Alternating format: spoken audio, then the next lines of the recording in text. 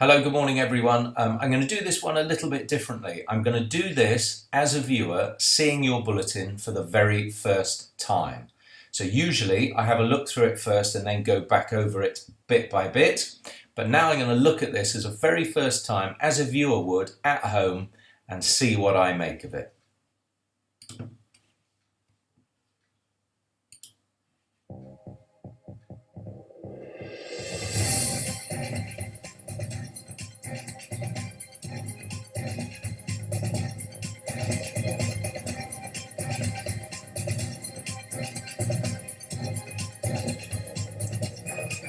Good afternoon, I'm Sam Waddington and welcome to Winchester News Online.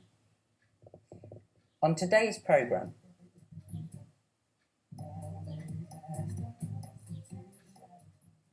Star of the South, Craig David, is returning home this autumn to play in one of the region's iconic venues. To go out there and do live shows and performances are really what hone you as an artist. That's nice. I mean, it's great that Craig David was punted last week, as that's what we were going to do. We had a nice interview with him. So good, we've got him. He's at the top of the show and a range of shots there in your headline. Protests in Hampshire over Brexit and Donald Trump are in full swing. I don't know, it's like a nightmare. I don't understand the first shot because that's the rainbow flag, which is LGBT as far as I understand it.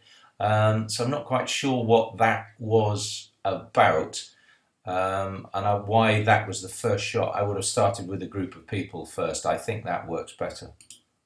Pause for thought as a cafe with a difference opens. Just seeing it all come into reality is perfect. It's exactly what I wanted. With what?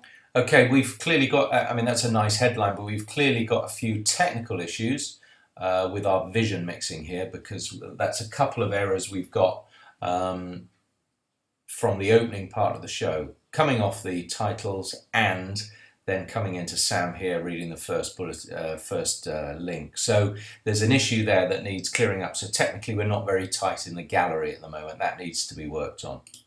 0.5 million singles and a MOBO award. Craig David has... we can say MOBO. It's music of black origin, but we can say a MOBO award. They are generally accepted as MOBOs. That's what... because actually, when I was in London, we were the sponsor of the MOBO Awards, so the first company actually to sponsor it and give it a bit of credibility. So MOBO is what we can say there. Certainly made an impact on the music industry. But now the R&B sensation is coming back to where it all started. Julie Lee fills us in. That's a better link. Well done, you've led us into the story.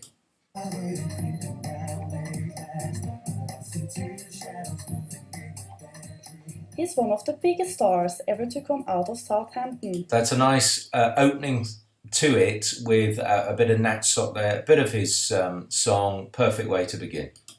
And now he's back for a huge homecoming show. Craig David will play at a GS Ball in September. That actually, just be careful with your voiceover. That sounded like a Hong Kong show. I presume you said homecoming show. The singer has returned with his chart-topping album Following My Intuition, 16 years after hitting #1 with his debut. If you could tell yourself something, as a young person growing up in Southampton, trying to break into the music industry, what would you say to yourself, now that everything's happened? I would say, as a 16-year-old kid back in the day when I was doing it, I didn't know when I was telling my friends. It's great. This is really grown-up telly because you've got a shot of our reporter asking our specific question. You will see ITN do that, the BBC do that, when maybe they're in the White House, when they're in a big press conference, a camera on our reporter, camera on their reporter, whoever it may be, asking questions, put you in situ. So that's really good, as well as having this, obviously filming the press conference itself. Coming out today to go raving with you when I finish this song, what was pulling me to stay indoors? But that passion ended up being filming in 7 days, really wanted walking away. So something was guiding me, it was like a compass was there. The show on the 1st of September will round off a sold-out UK tour. Craig believes that live shows are where he can shine best. Being able to go out there and do the live shows and performances are really what hone you as an artist. So it's using both of them to their best ability. But I found that live is what's given me a 16-year career, and ultimately the song. The news is causing Great to get a one-to-one like that in situ. So I know they want as much publicity as possible, but this is really good. buzz in Southampton. I really love his songs. I liked it very much when he first came. And yeah, Just be careful of the focus here. She's clearly blurred, and I think that this is all in focus. So be careful when you're shooting this. heard he was from here. I was like, oh, that's great. I know a few people would be excited to see him, so but I'm not a fan myself. This September, the Craig David is The Craig David. You have got to be careful here because the way it's shot, you have got the sun, and clearly your face is more or less disappeared. home to play at this arena in Southampton. The Ageas Ball has a capacity of 15,000 people and will I think you've got a very dirty lens here. Be careful. Wipe your lens. biggest gig he has headlined in his hometown. This is Julie Lee, Winchester News Online. It's a really nice idea for the piece to camera because you're trying to get basically the volume of the bowl, just the size of it all, which is nice, and the way that clearly you voiced it afterwards, it works well. I just think you need to think about what you are saying because there's nothing particularly new in that. We know all that, so it needs to be, I think, to probably explain it a little bit more, say that, in September there'll be however many, 60,000 people on this pitch, blah, whatever. It just needs something a little bit more that you haven't added in your voiceover already. I think it was a bit repetitious. Picnics and protests were two of the ways in which the people of Hampshire stood up for migrants in the UK. Many cities took to the streets to unite against racism and protest against President Trump. Again, there we've just got a little issue with our vision mixing. So we saw a frame of the Ageas Bowl, and then we got onto this. So I don't know if that's a technical thing that is letting you down, or it's just a bit of finger trouble.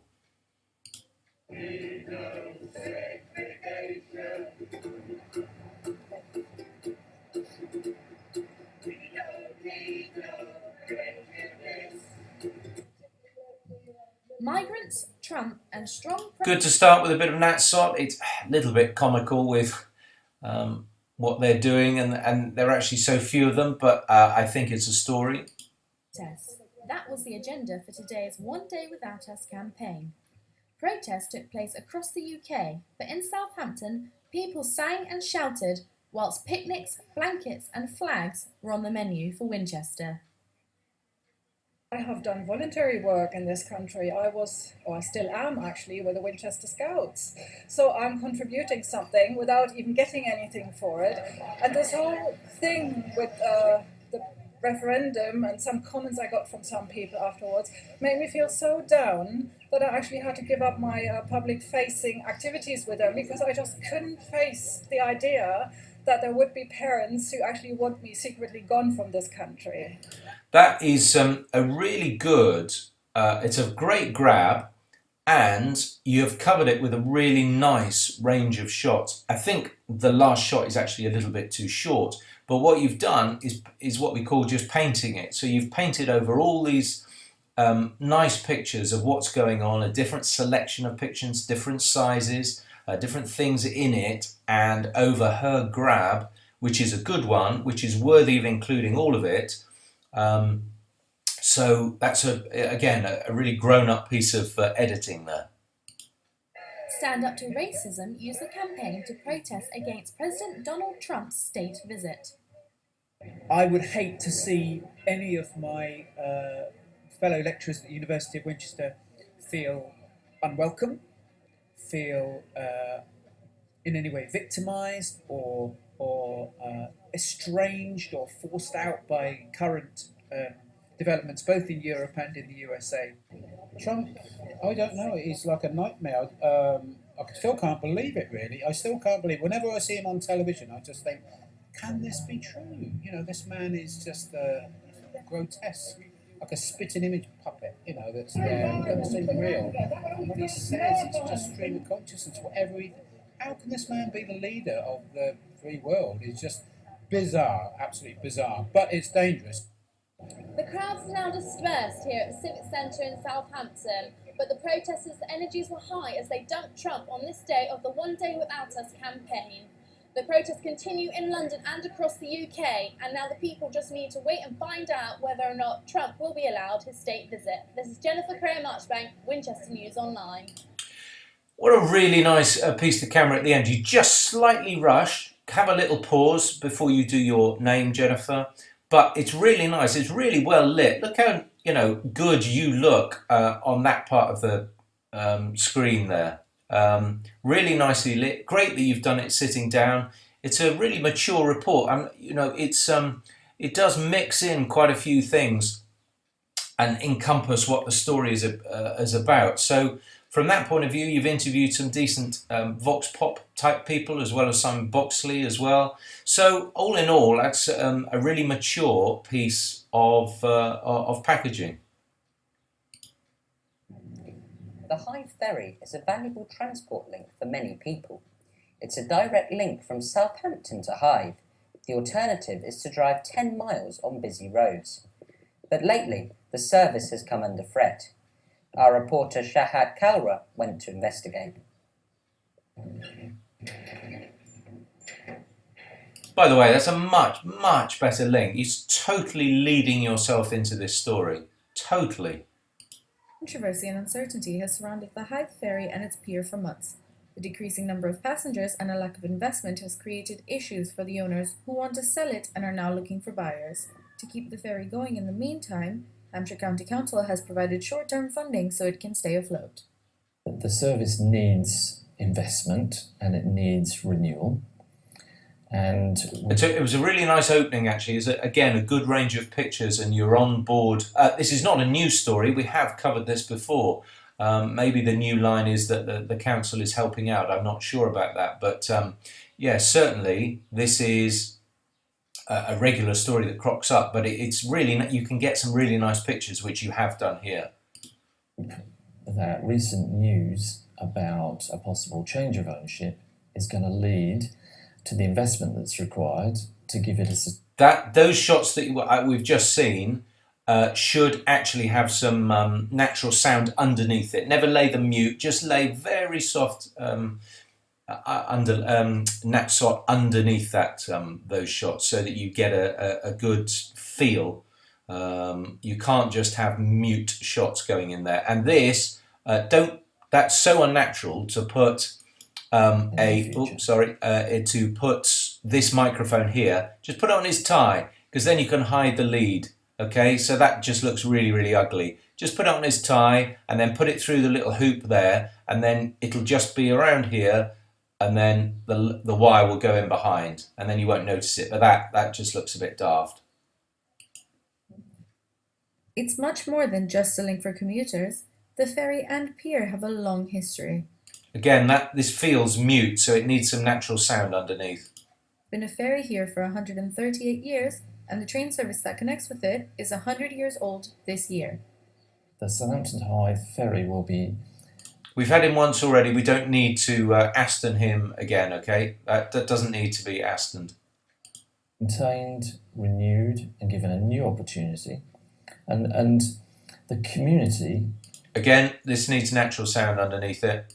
Can really engage with the history and the heritage that is Hythe Pier.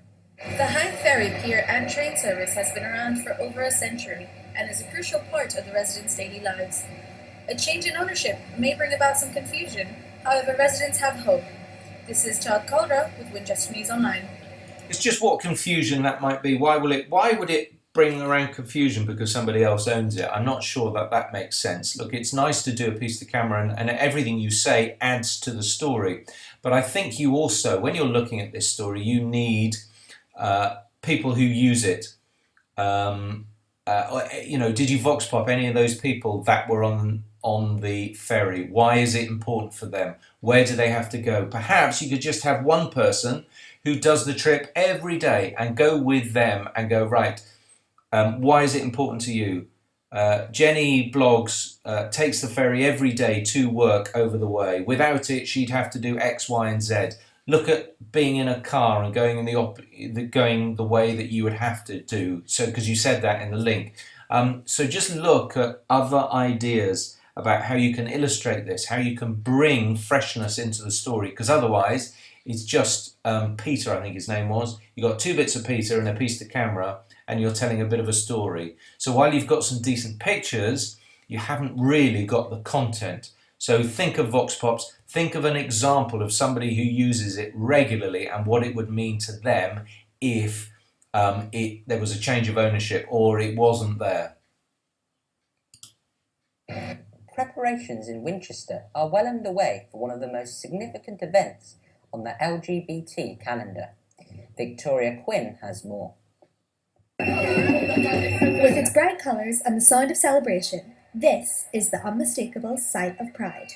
Hampshire Pride is an annual event now. This is the 3rd Hampshire Pride, where people from across Hampshire can come together and celebrate diversity, essentially. In the last few weeks, it's got a bit stressful. We've all sort of been putting lots of hours outside of our usual day jobs because we're all volunteers, and there's just a lot of prep going, but I think we're pretty much there. It's just that those last few nervous days before it actually sets off. The University of Winchester will for the 3rd time host the start of the event.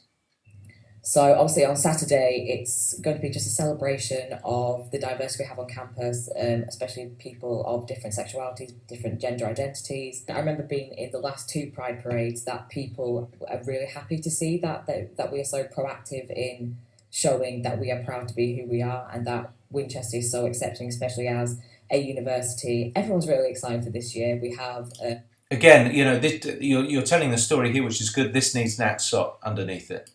Street party going on. The parade's going to be bigger than last year, and we also have a bigger after party at the night as well. The Pride Parade finishes here at the Winchester Guildhall this Saturday in a day of celebration promoting equality amongst all. Victoria Quinn, Winchester News Online, Winchester. Victoria, it's nicely explained. It's a short little story. It's absolutely fine. You've spoken to the right people. There aren't many pictures at the moment. You've got a bit in the march. That's fine. Maybe a slightly wider shot for your piece to camera to take in a bit more of the Guildhall. But otherwise, nicely done. It's a bit thin on content because obviously it'll be better when the march actually takes place. But it was nicely done. Parking in Winchester can be tricky at the best of times, and in many parts of the city you need a parking permit. The problem of finding a space, though, is getting worse, and the City Council is considering extending the parking permit scheme to more areas. That's a controversial move, as Bethany Waring reports. Much, much, much better link into this package. Parking in Istanbul is free for anyone to use.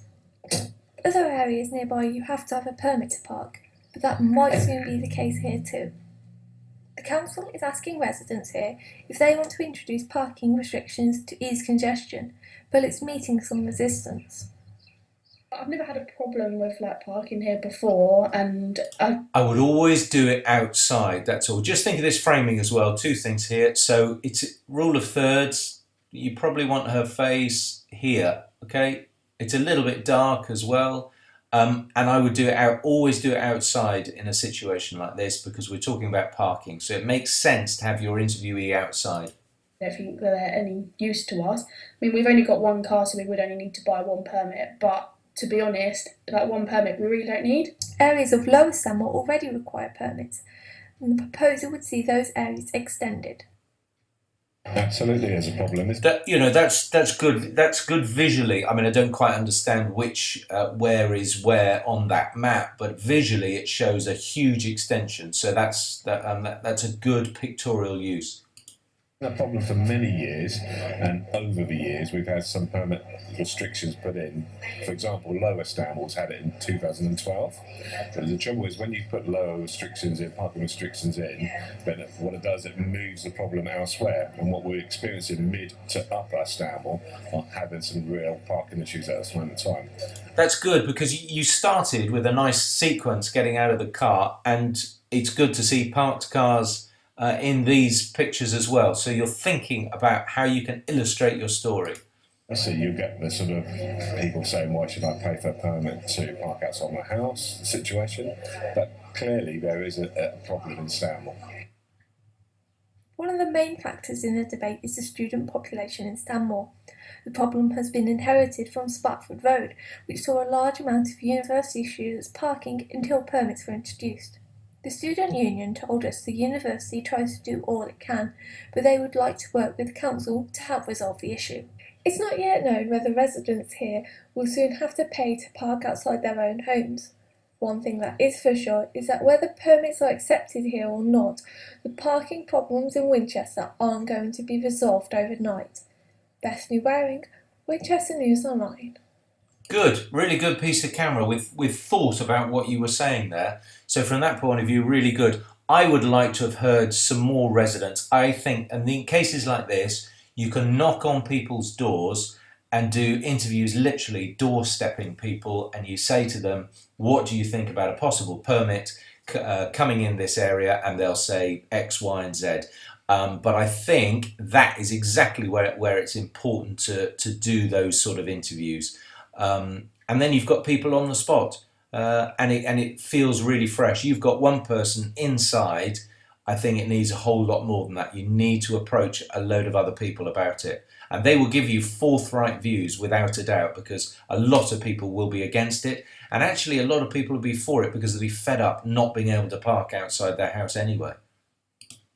And in other council news, Hampshire taxpayers could face an increase of nearly 5% in the... I know it's difficult, but I would try not to just scratch your nose during the link, Sam.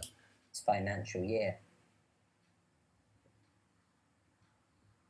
As the plans to save money affect councils nationwide, most counties are facing tax increases. Hampshire Council leader Rob... That was a guilty building, not quite sure what that was about. Perry said they owe it to residents to keep tax under tight control.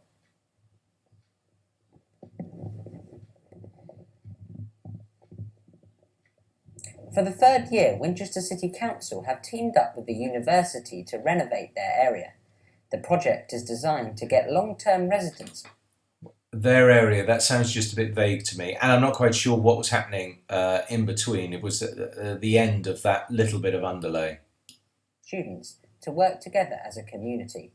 Danielle Condal went to investigate. So that was only obviously one piece of an oeuvre. So that clearly there weren't any other bits that you could bring in. So when you do a little standalone like that, it does look a little bit strange. So you've got to try and encompass 2 or 3 into an oeuvre belt, the nibs, the news in brief. Volunteers from both the local community and university have teamed up to renovate Cromwell Park today. A local councillor stated that it was the largest group he has seen in the 3 years that he has been running. The Winchester City Council owns this area of land, and it's very important to us because all our open spaces are used by local people. They're a great place to come and relax, to get some exercise, to have some sport, and we're trying to invest both our time and money in making sure these open spaces remain a really great place for people to be. Also, I think the more things the students can get involved in, the better. We do a few programs, like tomorrow we have Big Tidy Up with people from the local community as well, so it just keeps it going and keeps us building a better and stronger relationship. But before the hard work could begin, it's time for a group photo. That doesn't really say much. We're not really that interested in that. Just use that shot and use some other word, some narrative as part of the story, rather than that has no place in news. Time for a photo. That would be more of a feature or a holiday program type type voicing. You need to have a harder edge to it when we're talking about news.